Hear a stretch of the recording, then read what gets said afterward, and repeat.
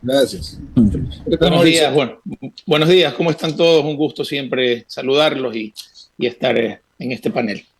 Mi querido Mauricio, la verdad es que hoy en día estás como panelista más que entrevistado, y más bien el tema que queremos topar el día de hoy es justamente mirar la coyuntura política que se vive en el Ecuador, sobre todo por los hechos que se presentan el día de hoy. Y pues obviamente al mirarlos, lo único que uno se puede imaginar era un secreto a voces que había sido revelado, porque muchos decíamos pues, que efectivamente las cosas se manejaban de una forma extraña.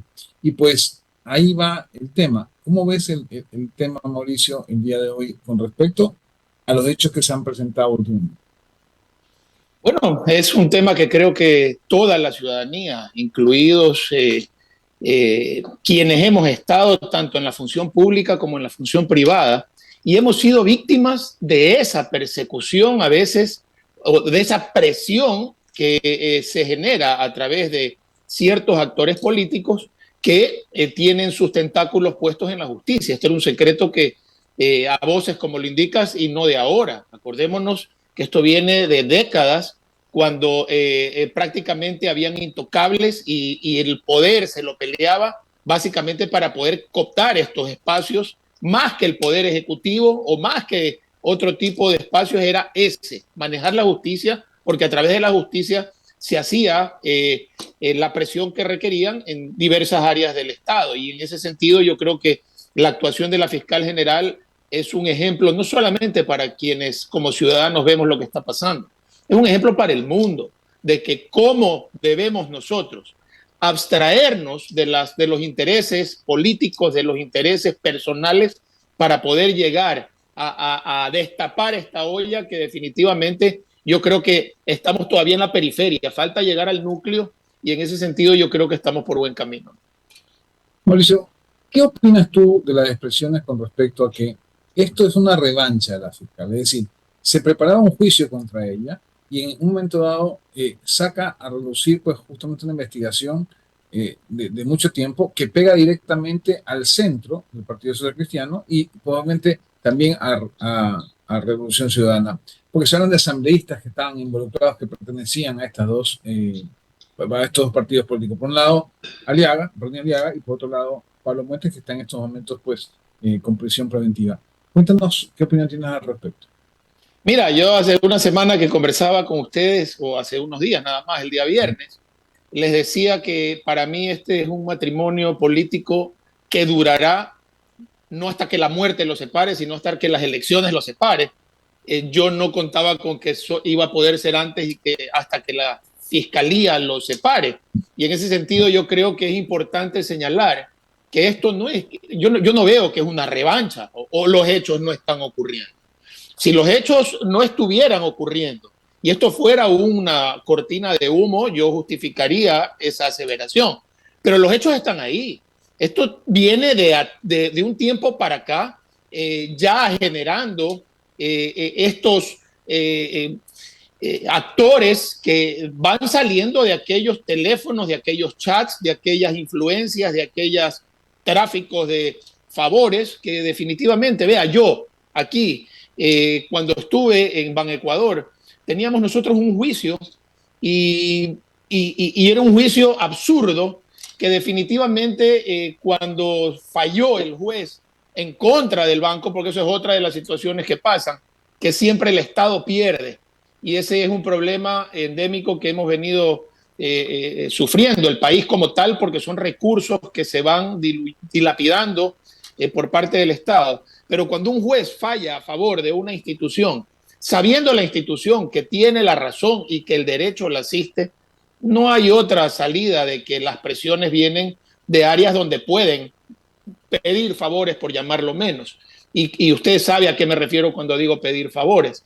En ese Uh -huh. sentido, yo creo que tanto en la parte pública como en la parte privada, siempre en el Ecuador, y digo siempre porque es la generalidad, lamentablemente, o era la generalidad, porque ahora vemos que los jueces están fallando de acuerdo a su conciencia y a derecho, era que quien tiene más peso o más llegada era quien podía sacar adelante una sentencia. Y eso es bárbaro. Cuando un país pierde la libertad, cuando un país pierde la justicia y pierde la confianza en sus instituciones a las cuales puede acudir en un momento determinado, yo creo que el Estado se acaba como tal. Y en ese sentido creo que lo estamos rescatando y eso es algo que quizá ahora no lo estamos apreciando en su real magnitud, pero cuando pasen unos meses o unos años, nosotros valoraremos estas acciones porque son las que podrían rescatar al Estado de ese marasmo y de ese albañal al que estábamos ya acostumbrándonos a decir como algo natural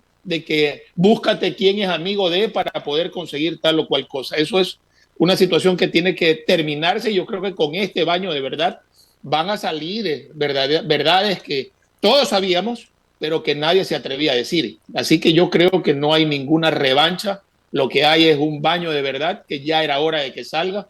Y bueno, ahí están los hechos y ahora que respondan los responsables. Ahora bien, se aproximan nuevas elecciones y hay algunos candidatos. Hay 12, por ahí decir. Entre ellos está Lenín Isa, Bolívar Armijos, Pedro Granja, se habla de Guillermo Lasso, se habla inclusive de Antopic, se habla de un sinnúmero de actores políticos que han estado y obviamente del actual presidente que sí lo ha dicho públicamente que se va a la reelección. Y viene el tema de mirar qué puede pasar en febrero del próximo año en esas elecciones. ¿Cómo ves tú el ambiente político al respecto? Y si realmente de todos estos actores que se hablan, ¿cuántos realmente podrían llegar a ser candidatos realmente y pues obviamente pasar a tener digamos, la creencia del pueblo en lo que tú decías, Mauricio, es decir, en confiar justamente en las instituciones, en confiar en una justicia nueva, en confiar en sus políticos nuevamente? ¿Quién crees que de estos actores tiene esa calidad o esa característica fundamental? Mira, Jaime, yo creo que en la hoja de vida del ciudadano que aspire legítimamente a llegar al cargo de presidente de la República, en este caso, es la que tiene que darle el aval de poder ser candidato. Y en los partidos políticos, también la responsabilidad de saber escoger a quien tenga esa hoja de vida intachable, que haya servido tanto en lo público como en lo privado, que tenga esa carta de presentación para poder decirle a la gente, aquí estoy a disposición de ustedes si ustedes así lo deciden. Pero el problema no está quién va a ser presidente. Ese ha sido el real problema del Ecuador, que siempre nos enfocamos en la elección presidencial, a pesar de que el Ecuador es un país presidencialista, como lo decía la otra vez, pero el poder legislativo es el que mueve las estructuras sociales, políticas, económicas del país. Acuérdate que estamos en una colegislación entre presidente y asamblea y la asamblea a veces vuelve rehén al presidente de la República por sus aspiraciones, ambiciones de 3 o 4 dueños de partidos. Aquí lo que tenemos que ya de una vez por todas, que ya estamos abriéndonos al universo con los baños de verdades que estamos dándole al país y al mundo. Ahora sí ya tenemos que comenzar a ver quiénes están en las listas de candidatos a la Asamblea Nacional, porque los partidos lo que hacen es poner un paraguas de candidatos y meter a un poco de gente, un ejército de desconocidos, muchas veces de descalificados en las listas para asambleístas, y los padres de la patria, que son quienes nos hacen las leyes, quienes nos ponen las condiciones de vida que tenemos que llevar los ecuatorianos aquí en adelante, son una tarea de gente que no hace otra cosa que o bajar la cabeza al dueño del partido o negociar sus votos dentro de la asamblea o ver qué sacan de provecho al gobierno de turno para efecto de poder conseguir sus cosas. Eso tiene que terminarse. Tiene que ir gente proba a la asamblea, gente que haya demostrado a lo largo de su vida que su conciencia ni se compra ni se vende, que su conciencia está intacta a los intereses generales, a los intereses del país, y que si esos intereses del país van encima de los intereses de los dueños de los partidos, pues con mucha disculpa y con mucha pena, pues el dueño del partido tendrá que perder un miembro de su bancada, porque también es importante que cada asambleísta pueda denunciar presiones, pueda denunciar a sus mismos compañeros que en el día a día ven cómo negocian sus cargos, cómo negocian sus votos, y eso tiene que terminarse porque hoy lo que estamos viendo simplemente es intereses de partidos políticos sobre los intereses generales, y ahí es donde viene la descomposición social que el país vive y la desconfianza que año a año vemos que empieza la Asamblea con índices de popularidad de 20, 22, 23% y terminan con índices del 4, 3 o 2, que básicamente son porcentajes marginales que a veces los determinan ellos mismos, porque a nadie que tú le preguntas al final de un periodo legislativo te dice que está contento o conforme con las labores de la Asamblea. Hay honrosas excepciones, las vemos, se destacan a diario, pero es muy lamentable que entre 137 becados, por llamarlo de alguna manera, solamente justifiquen su trabajo y el esfuerzo que hacen apenas unos 10 o 15. Eso no es dable y yo creo que eso tiene que comenzar a cambiar desde los partidos políticos y desde la ciudadanía, que empiecen a pedirles cuentas quienes están en sus listas y que sean revelados los nombres de quienes se intentan meter por la tranquera. Correcto, Mauricio. Le doy el paso a Luisa, le doy un abrazo a la distancia y adelante, Luisa, con la entrevista. Gracias. Muchas gracias, Jaime. Qué gusto saludarte, Mauricio. Un poco para continuar con la temática que te preguntaba Jaime, precisamente la tarde de ayer estuvo aquí el ex candidato presidencial Jan Topic y él hacía referencia a un tema que me parece muy importante y es el hecho de que deba transparentarse el tema de la elección de candidatos a través de cada partido político, es decir, en las internas o las primarias, a nivel de cada partido o movimiento político, y que los candidatos, como tú bien señalas también, no sean puestos a dedo, sino que haya un trabajo realizado desde las bases para darle oportunidad a personas que hayan venido trabajando y que hayan venido dando muestras de ser buenos ciudadanos, de preocuparse por los temas de sus comunidades, de sus ciudades y de su país. ¿Cómo lograrlo? Porque me imagino que va más allá de hacerlo internamente, sino también de una transformación en las leyes. Y me refiero a la ley de la democracia, a efectos de que se pueda permitir una participación más activa de todos los ciudadanos y que todos tengan la oportunidad y no sean siempre los mismos, los amigos, agnados y cognados o los ahijados y preferidos de cada caudillo. Es que, Luisa, es así, el Código de la Democracia tuvo una buena intención en su momento. Lo que pasa es que quienes hacen las leyes, y ahí es donde vengo, quienes hacen las leyes, quienes hacen los códigos, quienes legislan en función de lo que nosotros debemos vivir en nuestras realidades a futuro. Los mismos los políticos. Asambleístas que van a la asamblea, que son sometidos por los dueños de los partidos y que a ellos no les interesa que haya una verdadera democracia interna, porque pierden el control. Y eso es lo que está pasando. Hoy la democracia interna, las famosas primarias, por favor, averigüemos un poquito más. Eso es una barbaridad lo que hacen ahí. Ahí firman los supuestos delegados de las provincias, creo que están de acuerdo que vayan los nombres y el que el partido decida, firman, y esa es la democracia interna. No hay ninguna elección, no hay un tema democrático de ninguna naturaleza. Yo fui candidato las elecciones del 2021 por primera vez en mi vida, no había sido candidato nunca, y yo no me acuerdo haber pasado más allá de una asamblea general por algo de que las bases de los partidos, porque ni los partidos ni siquiera tienen bases móviles. No existe una verdadera democracia interna para poder decir vamos a escoger a los mejores elementos. Vea usted, yo le pregunto a usted que es una persona informada, una persona culta, que está en el día a día de la información. De los 137 asambleístas, denme 30 nombres, yo le aseguro que no llega a los 30. Es decir, nadie sabe quiénes los representan. Eso pasa, ¿por qué? Porque simplemente se cogen las cabezas visibles y del segundo para abajo meten a la prima, al cuñado, al vecino, al amigo, al chofer, al hermano. Y eso es lo que ocurre, y a la hora de la hora lo que tenemos no son representantes del pueblo, son los representantes de los dueños de los partidos que van a hacer lo que ellos les digan.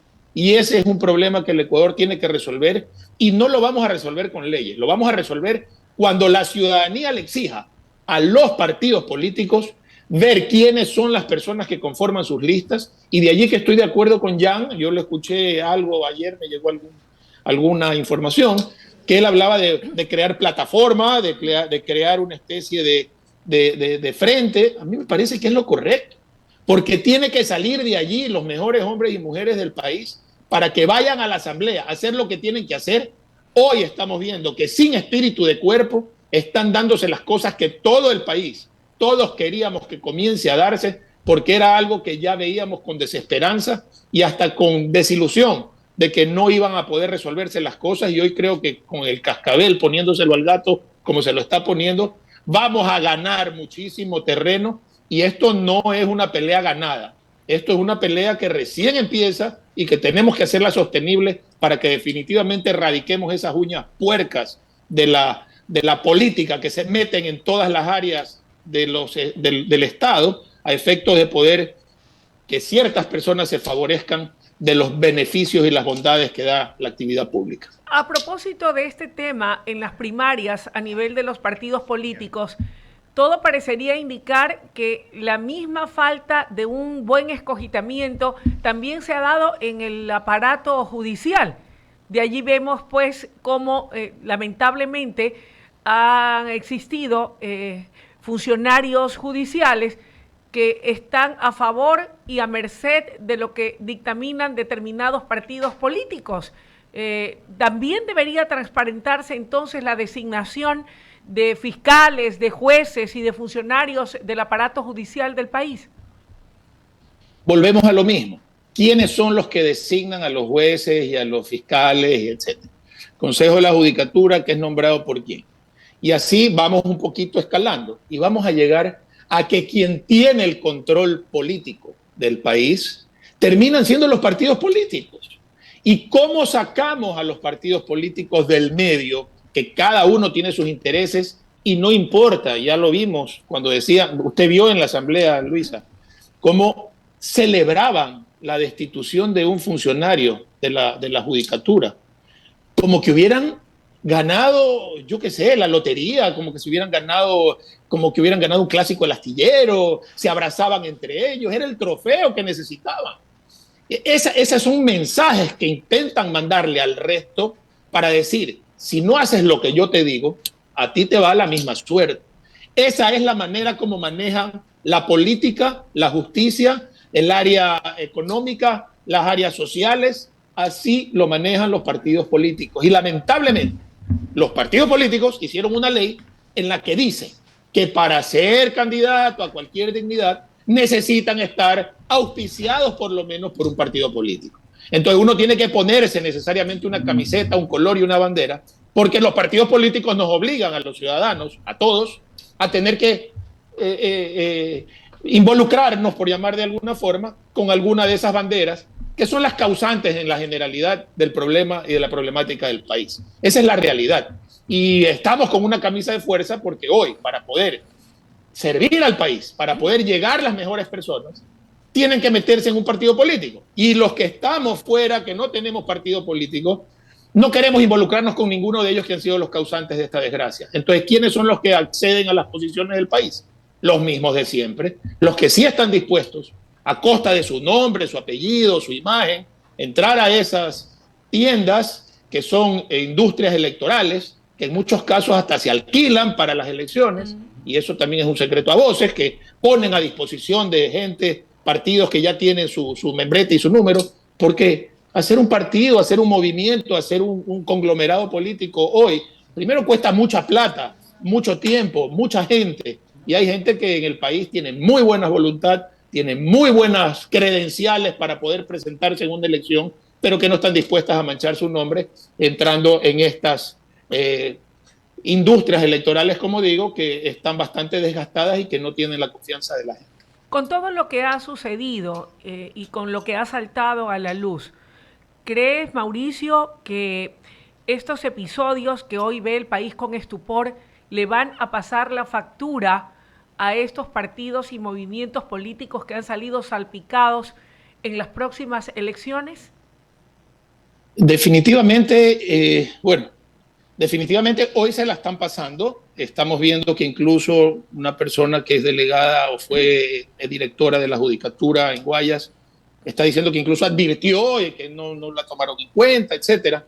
Yo creo que estos son temas complejos, son temas graves, son temas que deben investigarse, y además de ello hay gente que ya también todavía no cree en que ya estamos en otra dinámica y dicen no va a pasar nada. Bueno, no va a pasar nada a la final con manejos y presiones, etcétera, pero sí creo que debe pasar el momento de ir a elegir, de acordarnos de que nos usan a los ciudadanos ecuatorianos las épocas de elecciones para después, en petit comité, repartirse el Estado. Eso es lo que tenemos que tener presente siempre, y tenemos que tener presente que no solo es importante el presidente, mientras las condiciones democráticas del Ecuador sean con una colegislación entre Asamblea Nacional y Ejecutivo, debemos ponerle más atención, porque al presidente sabemos quiénes son los candidatos. El problema es que votamos sin saber a quiénes estamos mandando al otro lado de la orilla. Y eso es lo que tenemos nosotros que tener claro, que hoy, más que nunca, para poder complementar este buen trabajo que ha hecho la Fiscalía y los entes que están detrás de destapar la corrupción en el Ecuador, que también el complemento de eso sea poder enviar allá al Palacio Legislativo a personas que vayan sin espíritu de cuerpo para poder complementar ese trabajo y que no quede en nada el día de mañana cuando la fiscal termine su gestión en el 2025 y vuelvan a cooptar nuevamente y borren con el codo lo que se hizo con la mano. Pero ¿dónde quedan los pesos y contrapesos? Porque también hay que considerar aquello. No se puede en un momento determinado dar carta blanca o luz verde a quien ejerza el Ejecutivo para que haga y deshaga si no tiene también legisladores serios que puedan hacer ese contrapeso de poderes y decirle esto no está bien cuando no está bien, y apoyarlo en aquellas cosas que sí son del beneficio de todos los ecuatorianos. Pero para eso es justamente que vaya gente proba con credenciales allá y que no vaya gente obsecuente, que no vaya gente que baje el moco a lo primero que digan sus caudillos. Y justamente lo que usted dice, hoy no hay contrapesos. Hoy hay una suerte de... En el membrete supuestamente hay contrapesos. Pero lo que hay son cómplices de lo que ocurre en el Ecuador. Cómplices del reparto, cómplices de la sinvergüencería, cómplices del circo y de todo lo demás, lo que siempre hemos combatido. Hoy no podemos nosotros decir que hay contrapesos, porque si es que hoy yo pienso de una manera y mañana me ofrecen algo, entonces ya cambio mi manera de pensar. Y ese no es un contrapeso. Por eso es que quienes vayan a la Asamblea es más, incluso igual o más importante que quien vaya a la presidencia. Porque tiene que ir gente con su conciencia limpia, gente de principios, que no venda sus valores, y eso es lo más importante en un momento determinado cuando elijamos en las listas, porque también los partidos políticos nos obligan a votar en plancha, no podemos escoger. Se inventaron métodos, hay más métodos aquí que los métodos que tenía Einstein para poder resolver sus inventos. Y aquí nadie sabe a quién elige. Primero, nadie sabe quién elige. Y segundo, usted no tiene ni idea cuánto vale su voto, porque no sabe si vota por uno, si está votando por 18, si está votando por uno, si está votando por el de arriba, quiere votar por el de acá. Todo es un relajo, es la confusión que crean para que nadie sepa cómo contar los votos, cómo fiscalizar ese conteo de votos, y que después de las elecciones en los tribunales, los dueños de los tribunales sean quienes decidan quiénes ganaron las elecciones. Y eso ha pasado, y usted lo sabe, ha pasado a lo largo de los últimos años, y así nos han acostumbrado a que vamos a votar por el papelito, pero no importa quién quede. Y eso es un problema que el Ecuador tiene que resolver. Sin darnos cuenta realmente del valor y del poder que tiene el voto. Gracias de mi parte, mi querido Mauricio. Sigue la entrevista Bolívar San Martín. Gracias, Luisa. Mauricio, gracias. Cuentes tú, presidente del directorio de Ban Ecuador, para salirnos algo de la política y entrar a lo que en algún momento en tu gestión lo hiciste bien, porque aquí en este espacio hemos destacado que no todo fue malo en el gobierno de Guillermo Lasso. Hay ministros rescatables y en su momento funcionarios de la misma manera como lo hiciste tú. Estuviste al frente de Ban Ecuador, y te hago esta comparación con el gobierno actual para no establecer de ninguna manera, te digo, críticas, no. Pero las comparaciones son buenas para sacar, en todo caso, resultados, ejemplos, y al menos medir de cómo va en estos momentos trabajándose en el área de Ban Ecuador. ¿A qué me refiero? A estos créditos para jóvenes, por ejemplo, Y algo que hay que destacar en tu gestión fue que incluso en temas de veeduría, a través del control de participación ciudadana y control social, bueno, lo hicieron también a nivel de créditos porque es algo tan sensible. El crédito tiene que ser una especie de motivo qué sé yo, de una facilidad o una herramienta que se le entrega a alguien que tiene alguna idea, que quiere emprender. Entonces, te digo, es algo tan sensible y sobre todo cuando hablamos de dinero, hay que ser muy responsables en el tema. Tu criterio en este caso, Mauricio. Bueno, en ese sentido coincido y quiero agradecer públicamente, Bolívar, a ustedes. Vi el reconocimiento que hicieron público en el momento que renuncié el 23 de noviembre del año pasado. Y lo único que hice, y como lo he dicho siempre, cuando la gente me dice, oiga, lo felicito, no tienen de qué felicitarme, yo solamente hice lo que tenía que hacer. Pero ahí viene otra vez. Nos hemos acostumbrado a que estos son excepciones a la regla, que un funcionario público cumpla con su deber.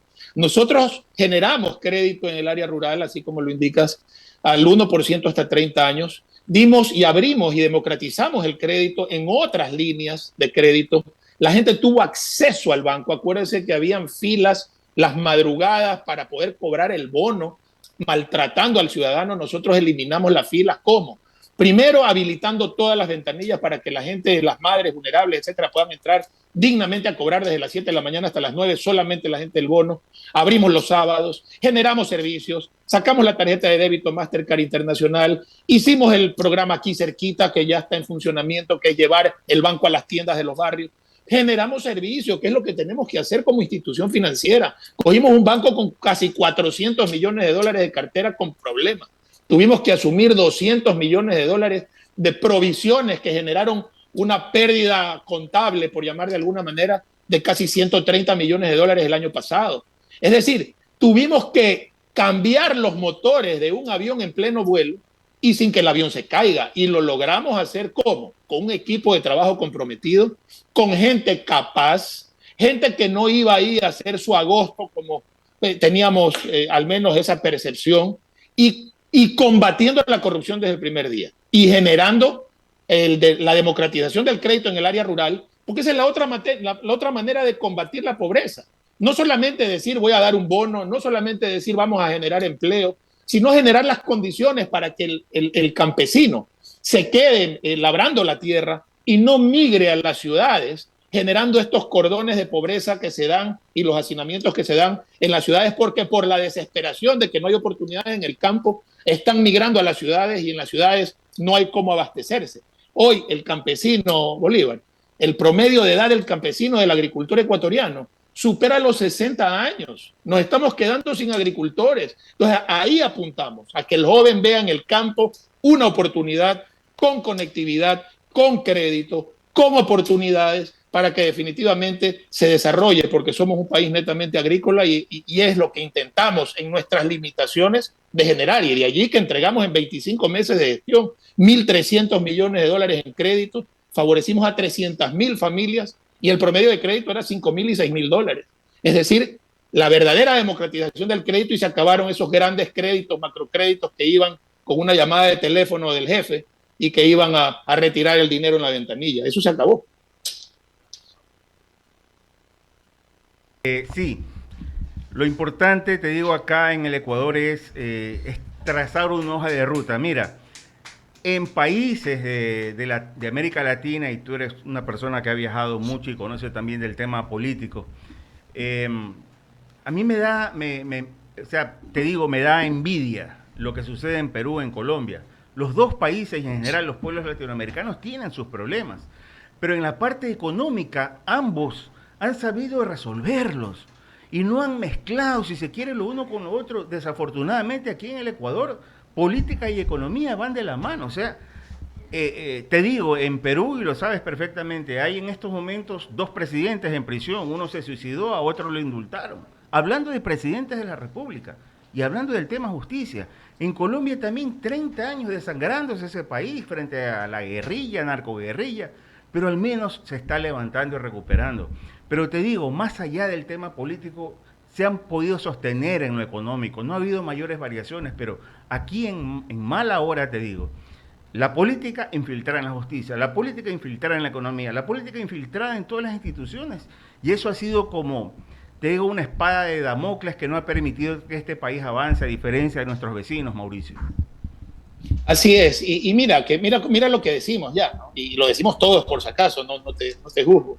La política metida en, y poco a poco hemos llegado a usar el término la política como algo como algo satánico, como algo malo, como algo perverso. Y realmente la política no es mala. Lo malo es la gente indeseable que se mete en la política. Y eso es lo que nosotros tenemos que cambiar, porque también esa satanización de la política hace que nuevos liderazgos se abstraigan o se abstengan de entrar en política. Y es lo envenenado de la receta que nos han dado nuestros políticos, de hacer creer que la política es mala para que los buenos no se metan en la política y les dejen los espacios a ellos. Eso tenemos que cambiar, no les tenemos que dar el gusto. Tenemos que ir a ocupar los espacios que ellos quieren arrebatarnos a la ciudadanía en general, porque hay ciudadanos de bien que todavía queremos que el Ecuador siga siendo un país para nuestros hijos. Ya mucha gente está tirando la toalla, se está yendo a otros países para que sus hijos estudien y ya se queden allá. La fuga de cerebros en el Ecuador es enorme. No hay una medición, pero es enorme. Entonces tenemos que también ya comenzar a eliminar de nuestro lenguaje eso de usar la palabra la política para lo malo. Y yo me incluyo. Yo también tengo que dejar de hacerlo. Porque definitivamente es lo que ahuyenta a nuevos liderazgos y hay mucha gente muy capaz, de muy buenos principios, de cualquier tipo de edades, no hablo solamente de jóvenes, porque ni el joven es bueno por ser joven, ni el mayor es malo por ser mayor. Sí, aquí hay que lograr un equilibrio adecuado entre gente de bien, independientemente de las edades, a efectos de poder sacar al Ecuador adelante y sacar de la política, ahí sí, a estos indeseables. Mauricio, muchas gracias por compartir con nosotros siempre ese gracias a ti, tu Bolívar, criterio de la experiencia que siempre pesará aquí. Que tengas un buen día, Mauricio. Gracias a ustedes, Luisa, Jaime, un abrazo fuerte también. Cuídense. Muy gentil. Bueno, aquí llegamos ya al final.